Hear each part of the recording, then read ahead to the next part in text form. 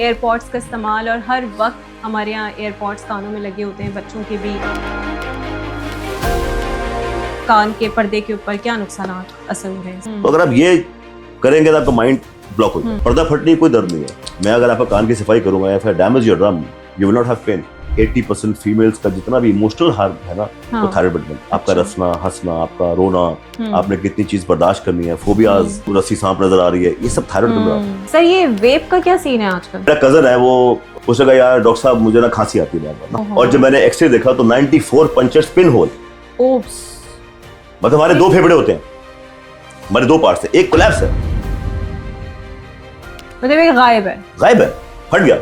X ray पे एक lung ही नहीं नजर आ रहा था। नहीं। Oh my god. और उसका एक ही नशा था, वो अस्सलाम वालेकुम जी, welcome to the new episode of health corner. और जैसे जैसे एरा आगे की तरफ जा रहा है, हमारे कुछ चैलेंजेस सेहत के हवाले से बढ़ते चले जा रहे हैं और आज उन्हीं चैलेंजेस के ऊपर बात करने के लिए हमारे साथ मौजूद हैं डॉक्टर हम्माद रज़ा, ENT स्पेशलिस्ट। सर वेलकम करते हैं आपको शो में। Thank you. कैसे हैं आप? अल्लाह का शुक्र। सर बड़ा चैलेंजेस बढ़ते जा रहे हैं, जेनजीज, अल्फा एंड फिर वो एयरपॉड्स का इस्तेमाल और हर वक्त हमारे यहाँ एयरपॉड्स कानों में लगे होते हैं, बच्चों के भी, और वैसे हम बड़े भी ज़ाहिर मिस्टेक्स कर ही रहे होते हैं। तो क्या नुकसानात आ रहे हैं ब्रेन डेवलपमेंट के ऊपर और वैसे कान के पर्दे के ऊपर क्या नुकसानात असर हो रहे हैं? अच्छा, अब इसमें एक बहुत लंबी थ्योरी है, ठीक है। कुछ लोग कहते हैं सही है, कुछ लोग कहते हैं गलत है। कोविड में जब, क्योंकि मैं एज ए टीचिंग भी करता हूँ, तो कोविड में जब हमने क्लासेस लेना शुरू की तो सब ऑनलाइन आ गया था, ठीक है। तो जब मैंने क्लास लेना शुरू की तो मैं इंटरनेशनल क्लास भी लेता हूँ, जर्मनी पढ़ाते हैं, वहाँ पढ़ाते हैं। तो वहाँ से मुझे एक नोटिस आया कि आप लोग बच्चों को 15 मिनट से ऊपर नहीं पढ़ाएंगे, आपको उसको ब्रेक देनी है 10 मिनट, ताकि जो कान के पर्दे हैं, जो चीज़ें हैं, जो स्ट्रेस आपके कान के ऊपर आ रहा है वो रिलीज हो और आप फिर क्लास करें। तो मैं अपनी वो हमारी क्लास को 3 हिस्सों में डिवाइड करते थे, 15 minutes, then 5 minutes, then 15 minutes, इस तरह हम उसको देते थे। बिकॉज ये देखें, किसी वजह से आपके कान के हमारे ये जो बनाए पिन्नर्स बनाए हैं, because when I talk to you, यहाँ से ब्रेक होती है और अंदर जाती है। तो वो ये कहते हैं, और रिसर्च भी है कि when you bypass nature it will destroy you. तो जब हम हेडफोन लगाएंगे या हैंड फ्री लगाएंगे, वो डायरेक्ट आवाज जो जाएगी आपके पर्दे पे, इट विल गिव ट्रॉमा। और हमारी पूरी बॉडी में हर चीज फिटिंग जरूर होती है। यू टॉक अ लॉट, आपकी आवाज खराब, यू हियर अ लॉट, आपके कान खराब। बिल्कुल ऐसे ही है। मोबाइल फोन्स के अंदर आजकल वार्निंग्स आ गई हैं। आई थिंक नॉइज ट्रॉमा बहुत बड़ी एक कॉज है, जो भी रिसेंटली मेरे पास लोग 20% डेफनेस का आए हैं। अच्छा, 20% डेफनेस का पता भी नहीं चलेगा आपको, क्योंकि मैं लाउड बोलता हूँ, आप लाउड बोलती हैं। ये समझ आएगी जब 6 लोग बैठे होंगे, you will be unable to catch some words because पर्दा नहीं हिलता, it not catch your word. तो इसलिए मैं अपने स्टूडेंट्स को भी जो बताता हूँ, अपने पेशेंट्स को भी बताता हूँ कि प्लीज कम स्पीकर पे बात करें। खास तौर पे म्यूजिक जो है ना, उसमें डिफरेंट फ्रीक्वेंसीज आती हैं, बिल्कुल। अगर आप देखें वो डैमेज करेगा। अगर आप सारा इससे फोन से सुनेंगे, ये भी एक फिक्स्ड है, इसको आप ह्यूमन माइंड को आप इससे मैच नहीं कर सकते। चैट जीपीटी आ गया है, मेटा आ गया, आप उससे सवाल करते हैं।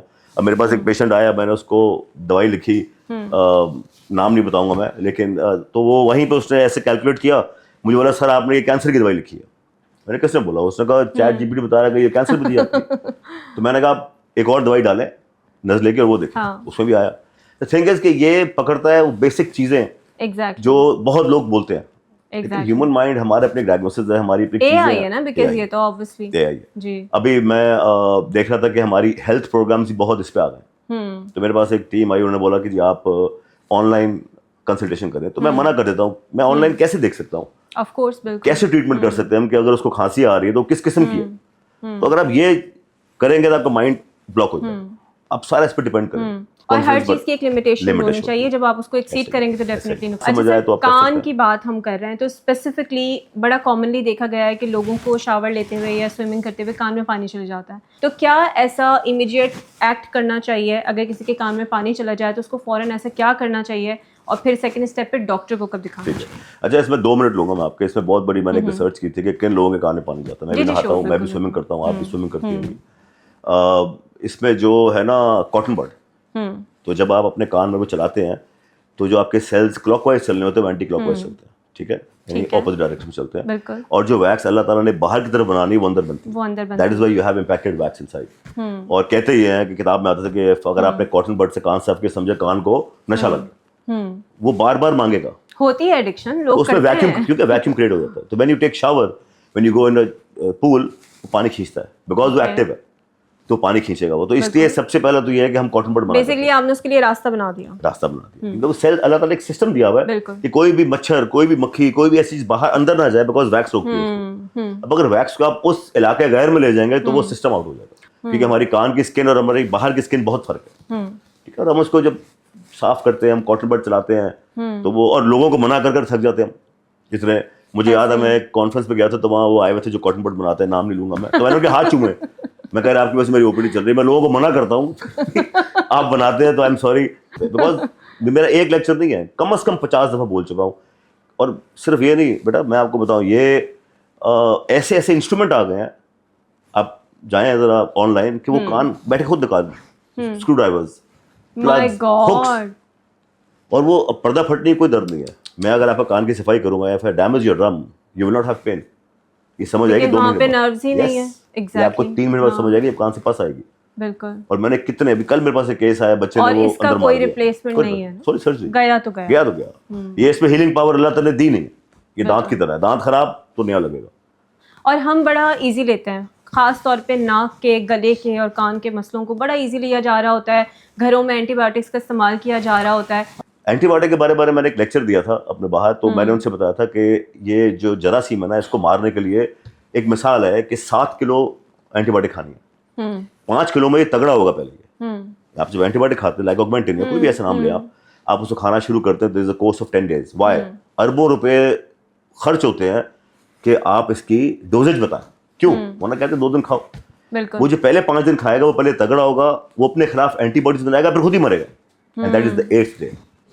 और यही वजह होती है कि आप 5 दिन खाएं, आप देख लें, आपको हर महीने वो इन्फेक्शन होना शुरू होगा, your old organism will be activated again and it will cause the symptoms. इसलिए रोल बहुत इंपॉर्टेंट है। लेकिन रेजिस्टेंट डेवलप हो जाती है।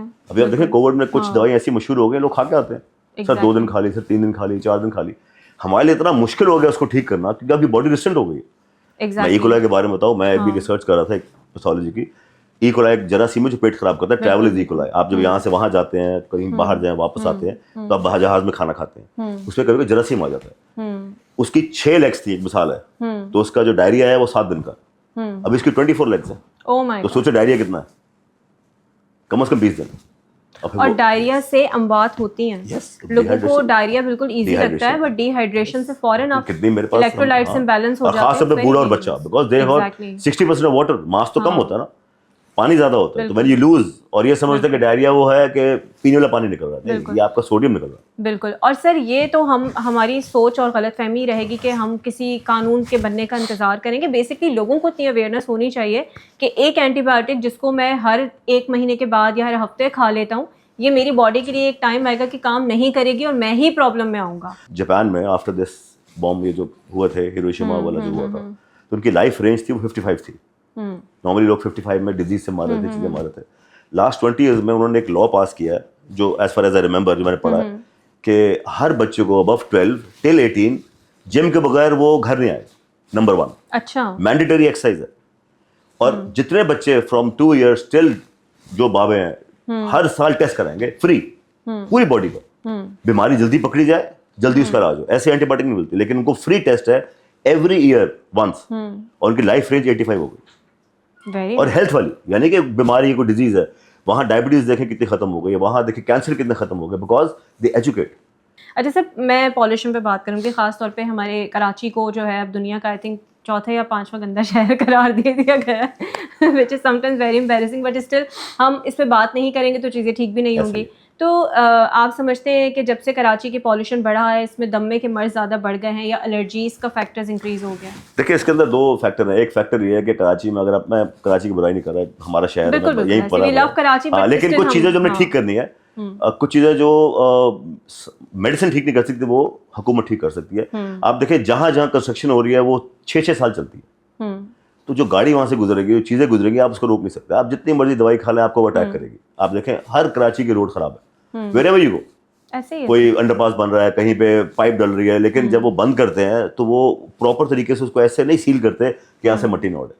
तो मैंने लास्ट टाइम एक हमारे एक कॉन्फ्रेंस थी, वहाँ पोल्यूशन के ऊपर था, ENT पोल्यूशन के ऊपर। तो हमने एक सर्वे किया कि पंजाब और सिंध में कितने एलर्जिक और पोल्यूटेड लोग आ रहे हैं, तो 200% का फर्क था, 200% हमारे पास ज़्यादा है। अच्छा। नज़ले, नाक से पानी, खांसी आना, दमा होना, चलते पे सांस फूलना, specially the people between young लोगों में, यंग लोग 18 से 22 एंड ओल्ड पीपल। चलो यंग है तो आपको वैसे हो, लेकिन ये बच्चे जो है ना, और वो केयर कैसे करेंगे? हम अपने आप को हाइड्रेट नहीं करते। सबसे पहले मैं हमेशा कहता हूँ अपनी बॉडी को हाइड्रेट करेंगे तो आपकी बॉडी फाइट करेगी। सब दूसरी बात, हम आयरन नहीं खाते। ठीक है ना? अब ऐसे नहीं कहते ना Apple a day keeps the doctor away, किसी वजह से इतनी पुरानी कहावत है जी, बिल्कुल, कि आपकी बॉडी में आयरन होगा तो आप यस आपके अच्छा करेगा। सिस्टम। हम कैल्शियम का ध्यान नहीं रखते। हम वो हर चीज खाते हैं जो कैल्शियम से पाक है, लेकिन हम कैल्शियम नहीं खाते जिसमें दूध है। ऐसा ही है। जिसमें दूध है, देखो ना पुराने लोग, हमारे बाप दादा माशाल्लाह 95 दूध में भी तो इतनी मिलावट है। देखिए आपको ऐसी जगह मिल जाएंगे। देखिए अगर कुछ खराब लोग हैं तो कुछ अच्छे लोग भी, लेकिन ऐसे हैं बहुत से वेंडर जो अच्छा काम कर रहे हैं। मैं ढूंढने से मिलते हैं, आपको मिल जाते हैं, आपको दूध पीना है। अब कहने का मकसद ये है कि अगर आप अपनी डाइट ठीक रखेंगे तो पोल्यूशन तक नहीं करेगी। अच्छा, दूसरी बात जो मैंने देखी है, दैट इज योर नोज। आपकी नोज की ताकत एक अलग है। देखें, अगर आप काली मिर्च सूंघेंगे तो आप छींक मारेंगे, बिल्कुल ऐसा ही है। नोज को वो एक्सेप्टेबल नहीं है। इसका मतलब जो एनवायरनमेंट आपके पास है वो नोज को एक्सेप्टेबल नहीं है। और वो कैसे ठीक होगी?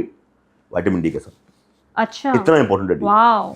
और वाटर, विटामिन डी जो है वो एक और रोल है जो कि लोगों को नहीं पता। मेम्ब्रेन बनाता है ना, आंख की मेम्ब्रेन बनाता है, नाक की मेम्ब्रेन बनाता है। अगर विटामिन डी पूरा, ये हुआ कि जो लोग एलर्जी के पेशेंट्स हैं या दमे के पेशेंट हैं, अगर वो विटामिन डी अपना अच्छा रखें तो उनकी एलर्जीज कम हो सकती है। आप साल बाद देखना उनकी एलर्जीज कम हो जाएगी अगर वो उसको मेंटेन करते हैं। नहीं, आप बताएं, लोगों को सोर्स ही नहीं पता विटामिन डी की, उसे धूप ही है सिर्फ। क्या सोर्स है बता ना। मैंने एक पेशेंट को ट्रीटमेंट किया पिगमेंटेशन का, और तकरीबन वो 10-15 दिन के बाद आ गए तो वो डल होकर आ गए, पिगमेंटेशन बन गई। कहने लगे वो विटामिन डी भी तो लेना था। तो मैंने कहा मुंह देखे क्यों बैठे? अब उनको डाइट नहीं पता कि विटामिन डी का है। एग योक्स में बहुत विटामिन है, फिश बिल्कुल। लेकिन आधे लोगों को फिश एलर्जी, नहीं खाते हैं, मुझे नहीं करता। इतनी अल्लाह ताला ने क्या इतनी जबरदस्त चीज दी हुई है इसके अंदर। सही बात, हर चीज है। थायराइड ये कंट्रोल करता है, विटामिन डी आपकी स्किन को ये ठीक करता है, बाल ये ठीक करता है। अब जितना देखें, 2 फूड सबसे बड़े हैं दुनिया में, fish and coconut. Fish and coconut, coconut water. और स्किन में कोलेजन बहुत अच्छा बनाता है। हम कोलेजन पाउडर्स खा रहे हैं, धूप ले और काले हो, आप एग योक्स खाएं, आप चीजें एग्जैक्टली। और एग योक तो ऐसी चीज है जो मोस्ट इग्नोरेंट है, लोग उसको छोड़ देते हैं और समझते हैं, हालांकि इसमें बड़ा अच्छा गुड फैट्स भी होते हैं। मैंने देखा है, डाइटरी में बताऊंगा, बीफ। हाँ, बीफ एक वाहिद ऐसी चीज है जो कहते हैं थोड़ा सा कम खाओ, क्योंकि हाई कोलेस्ट्रॉल है, वो नाक को खराब करता है। उसकी जो हाई कोलेस्ट्रॉल है वो नाक को खराब करता है। अच्छा, इसमें एक बहुत बड़ी थॉट है ये, आपको पता है हाई कोलेस्ट्रॉल क्या करता है?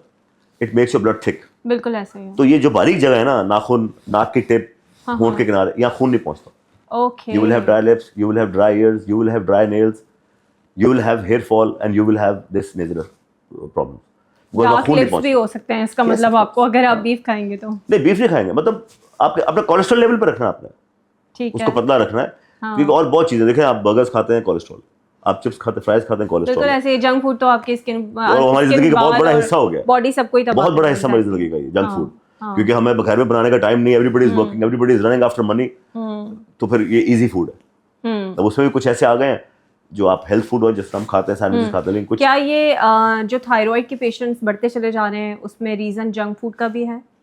अब इस पर कोई रिसर्च नहीं है, लेकिन यस, इमोबिलिटी एक थायराइड करके आप फीमेल के अंदर बहुत बढ़ रहा है सर थायराइड। मेरे पास हर दूसरी पेशेंट ओपीडी में हेयर फॉल के साथ, सिवियर हेयर फॉल के साथ, और साथ में वेट गेन, इंसुलिन रेजिस्टेंट। जब हम लैब्स कराते हैं तो टीएसएच उन पे। देखिए, जब से ये स्लिम आई है ना, स्लिमिंग टैबलेट्स जो लोग इस्तेमाल करते हैं, इससे बहुत इफेक्ट हुआ। क्योंकि मैंने इस पे कौन सी वाली, ये तो बहुत सारी आ गई है ना मार्केट में। मैं आज की बात अभी तो बहुत अच्छी आ गई, मैं बात करूँ पिछले 20 साल से, अर्ली स्टेट वगैरह। हाँ, 20 साल से लोग ले रहे हैं, अच्छा, स्लिमिंग टैबलेट्स ले रहे हैं। बिल्कुल सही और शुगर नहीं भी है तो एक दवाई ऐसी खाते हैं जो बिल्कुल खाते हैं, ठीक है, हाँ, तो हम भी खुद भी हैरान होते हैं, हार्मोन्स खराब करते हैं, बर्थ कंट्रोल पिल्स ये करती हैं, जारी बात है। आप सेल्फ मेडिकेशन आप डॉक्टर से नहीं पूछते कितनी खानी है। अब एक मिसाल है, एक दवाई का जो टेन्योर है 21 डेज है, if you take it for 25 days for 3 months, that will disturb your thyroid eventually.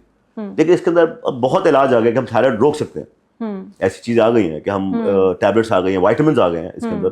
जिस तरह मैं आपको एक बता, ये है ना ग्लूटाथायोन, बायोटिन, बायोटिन आपके थायराइड को ठीक करता है। बिल्कुल, ये अगर आप उनको दें तो आपका थायराइड कंट्रोल होगा, लेकिन वो भी कुछ अरसे के लिए, क्योंकि अगर आप ज्यादा अरसे के लिए देंगे तो वो फिर आपकी थायराइड को डिस्टर्ब भी कर सकता है। देखिए, वो एक्सरसाइज बहुत जरूरी है। वेट गेन थायराइड करेगा, डिप्रेशन था और फैमिली हिस्ट्री है। लेकिन सर, लोगों को वेट कंट्रोल ना होना भी तो इटसेल्फ थायराइड का रीजन होता है ना। अगर थायराइड नहीं है फिर चेक कराएं, तो इंसुलिन लेवल चेक करना है, कोर्टिसोल लेवल चेक करना है। नहीं, कुछ लोगों को मैंने देखा है कि वो आजकल एक बड़ा जुमला फेमस हुआ है कि we should be comfortable in our skin, but वो जो कंफर्टेबल आप हो रहे हैं, ठीक है, you should be confident and comfortable, but still some things are disease.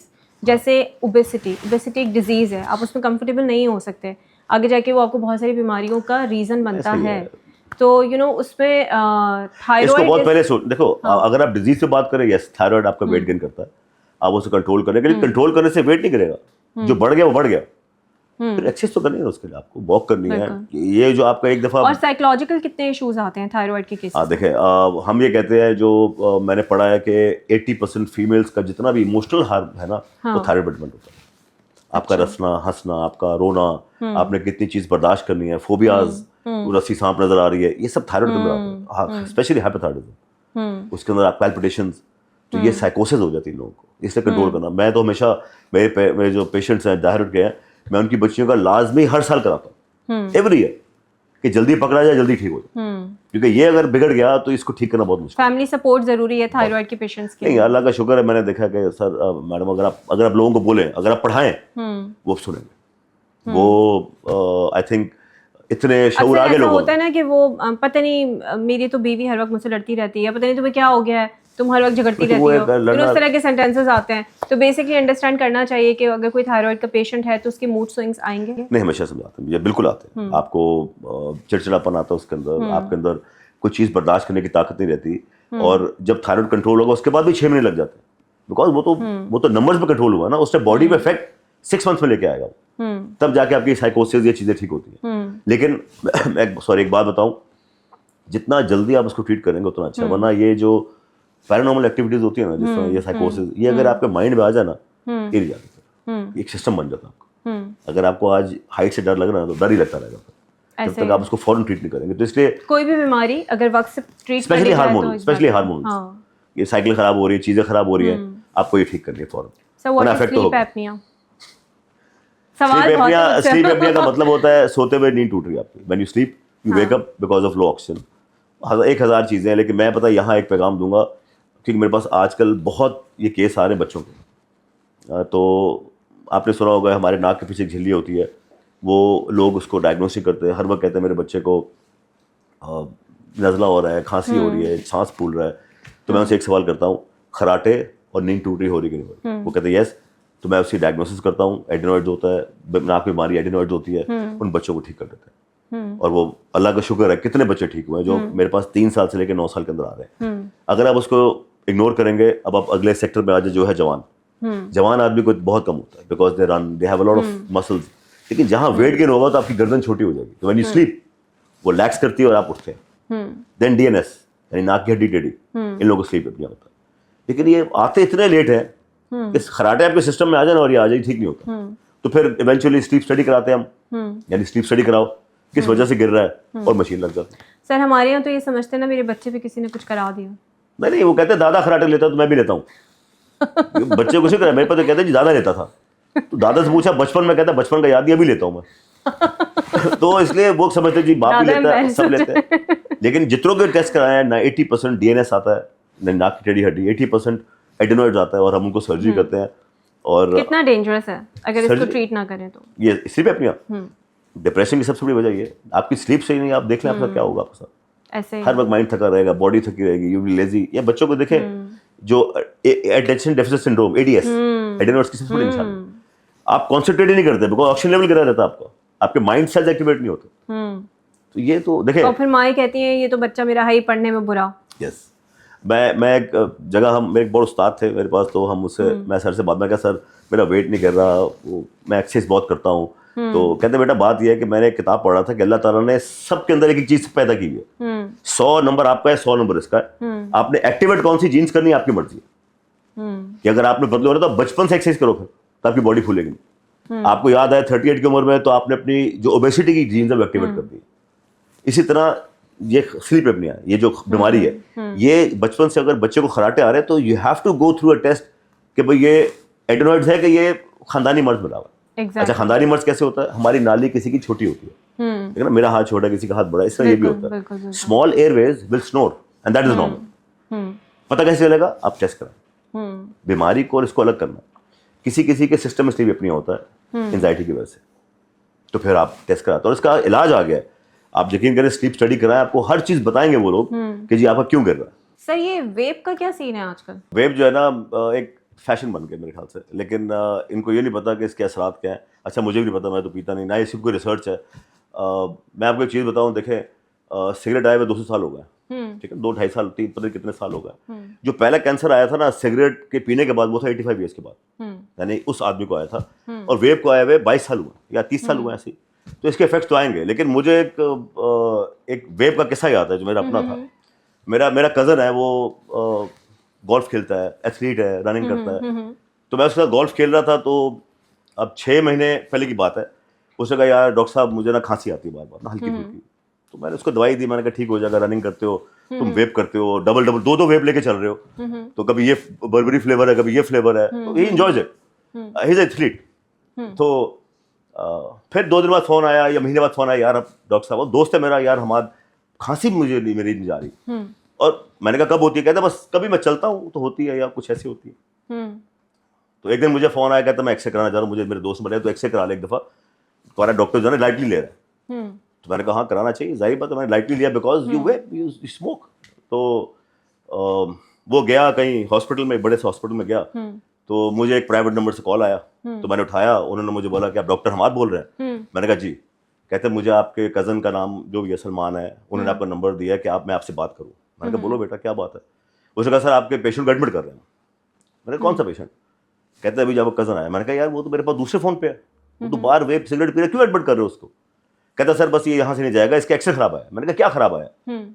तो कहता नहीं सर वो आप आके बात करेंगे। मैंने कहा यार आप टेक्नीशियन हो ना आप, अब वो अच्छा टेक्नीशियन था, मैं उसको थैंक यू बोलता हूँ कि उसने मुझे अलार्म दिया। तो मैंने कहा नहीं आप मेरी कंसल्टेंट से बात करें, क्या वजह हुई है? अच्छा मैंने उसी दौरान मैंने दूसरी कॉल से उसको फ़ोन किया, कहते यार उन्होंने पकड़ लिया मुझे, मतलब मैं बाहर सिगरेट पी रहा हूँ, मैं मकई खा रहा हूँ, मैं वेप कर रहा हूँ, ये कह रहे हैं आप चलने के काबिल कैसे हो गए? मैं कहा आई एम सॉरी मुझे समझ नहीं आ रहा, मैं बात कर रहा हूँ, बिल्कुल हट्टे कट्टे हो। मैंने कंसल्टेंट से बात की, तो कंसल्टेंट इत्तेफाकन मेरी एक स्टूडेंट निकली, कहते सर मैं आपको भेज रही हूँ एक्सरे। अब ये जो वो एक्सरे जो बीमारी थी उसको पड़े मुझे बहुत ज़माना हो गया था, मैं ऐसा फ़ोन पे जज नहीं कर सका। मैं कहा बेटा मुझे समझ नहीं आ रही, लेकिन आप क्या बात कर रही हैं? उसने कहा सर इसका एक लंग कोलैप्स है, मतलब हमारे 2 फेफड़े होते हैं, हमारे 2 पार्ट्स हैं, एक कोलैप्स है, मतलब एक गायब है, फट गया। अच्छा मैंने कहा एक्सरे पे एक लंग ही नहीं नजर आ रहा था। नहीं, ओह माय गॉड। और मैंने कहा मेरी पेशेंट से बात कराया, मैंने कहा सैचुरेशन, कहता 97। अब ऐसा हमने कभी देखा नहीं है, हाफ लंग चला जाए, कोविड में कितना मैंने इलाज किया, 85 हो 75 बंदा समझ आती है। अब 97 पे आप कैसे कर देंगे? मैंने कहा मैडम आई एम सॉरी, पता नहीं आपकी शायद मेरी मरीज से बात कराएं। और मरीज वहाँ बैठा हुआ, मैं भाग के वहाँ गया तो बाहर वो समोसा खा रहा है और पठान के साथ खड़े होकर ना वो भून रहा है यार हमाद कब आएगा और मैं जाऊँ यहाँ से, वो छली भून रहा है। सीरियसली? तो और क्या, मैंने उससे बोला यार बॉबी सलमान, कहते यार ये मुझे कह रहे हैं कि यार मेरा वो कुछ मसला है। मैं कहा अच्छा चलो हम कहीं और चलते हैं। हम एक और जगह गए, मेरा एक बहुत अच्छा दोस्त है रेडियोलॉजिस्ट, मैंने उसको फॉरवर्ड की। उसका मुझे मैसेज आया कि जहाँ भी हो ना फौरन पहुँच जाओ। मैंने कहा यार हमारा कुछ गड़बड़ है, तो मैंने उसको नहीं बताया अभी। हम हॉस्पिटल पहुँचे, वो आया, उससे कहा इसको एडमिट करो, उठी लेके जाओ। उसने कहा मुझे बताओ क्या हुआ है? उसका लंग कोलैप्स हो गया आपका। उसने कहा लंग कोलैप्स क्या? कहता है आपका लंग काम नहीं कर रहा, बस वो वहीं बीमार हो गया, वो उधर ही बैठ गया क्या बस, हालांकि बिल्कुल ठीक था। बीमारी का आप सुनते हैं तो आप हो जाते हैं। जाहिर है 11 दिन उसको चेस्ट ट्यूब डली रही, उसकी चेस्ट शुगर है थ्रोकोटमी नहीं हुई, यानी लंग नहीं लगा, लेकिन चेस्ट ट्यूब डली रही, इतने स्टेरॉइड लगे उसको। और जब मैंने एक्सरे देखा तो 94 पंचर्स पिन होल, और उसका एक ही नशा था, वो वेप था। तो मैंने उसके बाद से सोचा कि ये चीज़ गलत है ना, इसका भी कोई रिसर्च है। सुनने में जो लग रहा है ना, शायद सुनने वालों को इजी लग रहा होगा, लेकिन इट्स वेरी मच। ये तो आप अल्लाह का शुक्र करो वो एथलीट था, वो चल गया, वरना कोई नहीं चल सकता। मैंने सुन के भी समझ नहीं आई, लेकिन वो चीज़ थी ना, इस पर कोई रिसर्च है ना, मैं किसी से पूछा। मैंने अपनी ज़िंदगी से, मतलब जो भी पीते मैं उसको बोलता हूँ यार मत, it's better to have a cigarette than to have a vape. कि चलो अगर पीनी है तो इतनी खतरनाक है कि आप कह रहे हैं कि इससे बेहतर है कि आप सिगरेट पी लें। देखिए एक रिसर्च आई थी, ये पढ़ा था मैंने कि 1 शीशा जो आप पीते हैं इज इक्वल टू 200 सिगरेट्स। ये मैंने भी पढ़ा था, 200 सिगरेट के बराबर। आप सोचिए आप रोज अगर पी रहे हैं तो आप 10 पैकेट रोज के पिए। और ये शीशा पूरे दिन का नहीं, ये 1 आवर की कैलकुलेशन है। 1 घंटा अगर आप शीशा पीते हैं तो इट्स इक्वल्स टू 200 सिगरेट। और मैं इसके और नुकसान बताता हूँ जो मैंने, अब ये मेरी अपनी रिसर्च है, ठीक है ना, जाहिर बात है इस पर कोई काम तो हो नहीं रहा अभी। सर देखिए कुछ चीजें प्रैक्टिकली ज्यादा नजर आती है ना, नाक की स्मेल जाती है इससे। मेरे पास एक पेशेंट है, उसकी ज़बान इतनी मोटी हो गई, हैवी वो फ्लेवर्स की वजह से, वो दांत की बीमारी आ गई इसकी वजह से। अब आप ये ज़िंदगी का, मतलब मैंने तो अपने एक डिसाइड कर लिया कि अपने पेशेंट्स को मना करूँगा, यू विल नॉट हैव। बाकी आपके पास दुनिया है, आप रिसर्च करें, लोग उस पर पेपर लिख रहे हैं। लेकिन ये तो मेरे घर का एक सीन है जो मैं देख रहा हूँ कि 94 punches in lung due to vape, तो वो तो एक अलार्मिंग था मेरे। वो तो एथलीट थे तो चले गुजारा क्योंकि कर मैं भी लिया, कभी कभी उसे ले लेता था कि यार हाँ। कौन सा फ्लेवर है, मैंने तो वो बंद ही कर दिया। मैंने कहा ना, इसकी दुकान के आगे से भी नहीं गुजरना मैंने इस वेप की। दिस इज सो मच ये मेरा एक पैगाम है, प्लीज ये जो वेप वाले हैं और ये शीशे वाले हैं, प्लीज इसको बंद करें। ये एंजॉयमेंट नहीं है, it is destroying your health. It is so silent कि आपको पता भी नहीं चलेगा। ये साइलेंट है, इट जस्ट लाइक डायबिटीज, आपको नहीं पता चलता। जख्म ठीक नहीं हो तो फिर आप टेस्ट कराते हो शुगर निकल आई। It is just like this, you will have, आप 10 कदम नहीं भाग सकेंगे। आप चैलेंज लगा लें, कोई वेप वाले को ले आए मेरे साथ। मैं लिटरली स्पीचलेस हो गई हूँ क्योंकि मैंने 10 साल के, 12 साल के, 15 साल के बच्चों को वेप पीते हुए देखा है। बिल्कुल, and this is in fashion. Fashion है और घर पे पिया जाता है इसका मतलब, क्योंकि अवेयरनेस नहीं है। अवेयरनेस जरूरी इसमें पैसिव स्मोकिंग भी है। यस, vape कहते हैं के कि 35% डिस्ट्रॉय तो करती है। 35%। जैसे आप पी रहे हैं तो मुझे भी अफेक्ट करेगा, आपका डायरेक्ट जाएगा ना हाँ। 35% इफेक्ट करती है। और लोग घरों में बैठ के अपने बच्चों के सामने पी रहे हैं, अपनी ये बेगमात के सामने बहुत, पी रहे हैं। मतलब मैं तो एडवाइस करूंगा एज ए डॉक्टर, ये नहीं करें, बहुत गलत है ये। मैं कहा ये सिगरेट भी बहुत खराब है। वेलो आ गया, पता नहीं क्या क्या चीजें आ गई एंजॉय करने के लिए। वेलो रखते हैं लोग नस्वार की जगह, उसके मैंने कितने वो देखे हैं जो पैच रखते हैं। ये चीजें मेरे ख्याल से नहीं होनी चाहिए। ये हमारे यहाँ भी एक लड़का रखता है, अच्छा, हंस रहा है। ये भी समझ जाएगा। लेकिन देखिए, मैं अपने मैं एक पैगाम दूंगा। मेरे पास हाँ। पान गुटखे के बहुत पेशेंट, कैंसर बहुत बढ़ गया, ठीक है। मुझे उनको हेल्प करनी है कि आप किसी तरह पान गुटखा छोड़े। ये मेरा एक तरीकेकार है, मैं पिछले 20 साल से काम कर रहा हूँ। बिल्कुल और यकीन करिए, लोग मेरे पास इतने आते हैं और मैं उनको फिर वेलो पे लगाता हूँ 1 साल के लिए यार, क्योंकि उलझन तो होगी। It's better to have this. ये छोड़ना आसान है, पान गुटखा छोड़ना आसान नहीं है। और माशाल्लाह मेरे मरीजों में मैंने पिछले साल 1700 लोगों को गुटखा छुड़ाया मैंने, 1700 रिकॉर्ड है मेरे पास। और वो मेरे पास है, आते हैं मुझे मिठाइयाँ एडिक्शन छुड़वाना बहुत बड़ी बात मैडम, है। उनके बीवियां मेरे लिए मिठाई लेके आती हैं कि सर आपने ये काम कर दिया, आपकी आवाज से और आपके डांटने से ये ठीक होगा। वाह, जो भी लोग अपने प्यारों को एडिक्शन छुड़वाना चाहते हैं, राब्ता करें। और ट्रीटमेंट है इसकी, आप हाँ। जाएं, मैं SMF ट्रीटमेंट बहुत कम लोग करते हैं। इसकी प्रॉपर ट्रीटमेंट है कि आप छोड़ेंगे, आपको एडिक्शन के साइंस नहीं आएंगे। मेरे पास हर चीज़ की ट्रीटमेंट है हमारे पास। इसमें इंजेक्शन लगते हैं, इसकी दवाई आती है, इसकी एक्सरसाइज आती है, इसकी एंटीबायोटिक अलग आती है मुंह के जख्म भरने के लिए। आप देखें कितने लोग ठीक हो रहे हैं। वाह। लेकिन लोग इस तरफ जाते नहीं है छोड़ने के लिए। वो कहते नहीं बस ये हमारा आराम है, बीवी से लड़ाई है गुटखा डाल लो, बच्चा फेल हो गया गुटखा डाल लो, यही है और क्या है। इसको छोड़ना पड़ेगा। और आई थिंक वेप, ये पैगाम है, प्लीज वेप ना पिए। और खास तौर पर बच्चे, बहुत कमजोर लंग्स होते हैं। आप 18 साल में लंग्स बनते हैं, याद रखिएगा। अगर आपको स्ट्रॉन्ग भी हो ना, दैट इज 18 प्यूबर्टी, उससे पहले सब कच्चा है। ऐसे ही जिस तरफ ले जाएगा उस तरफ बनेगा। ऐसे तभी कहते हैं लड़का करो, जंप किया करो, कद लंबा होगा। 18 साल के बाद नहीं होता, आपकी बॉडी फिक्स हो जाती है। तो जो बच्चे पी रहे हैं, प्लीज ये अपने तरफ पैगाम पहुंचाएंगे और इतना आप इसको प्रमोट करें कि बंद करेंगे। वो अलग बात है वेप वाले मेरे पीछे पड़ जाएंगे, लेकिन बंद करें। जो भी पेरेंट्स खास तौर पे ये प्रोग्राम देख रहे हैं, उनसे मैं रिक्वेस्ट करूंगी कि प्लीज़, वेप बहुत ख़तरनाक है, इंतहाई ख़तरनाक है। अगर आपने बच्चों की ज़िंदगियों को बचाना चाहते हैं, आज ही उनको वेप पीने से रोकिए। बहुत शुक्रिया sir, thank you so much. बहुत मज़ा आया, बहुत इन्फॉर्मेटिव था, बहुत अच्छा बोलते हैं। नेक्स्ट टाइम फिर आपको तकलीफ होगी। So this is me, Dr. Aisha Humaira, signing out, and do subscribe, do share. Till the next video, bye bye.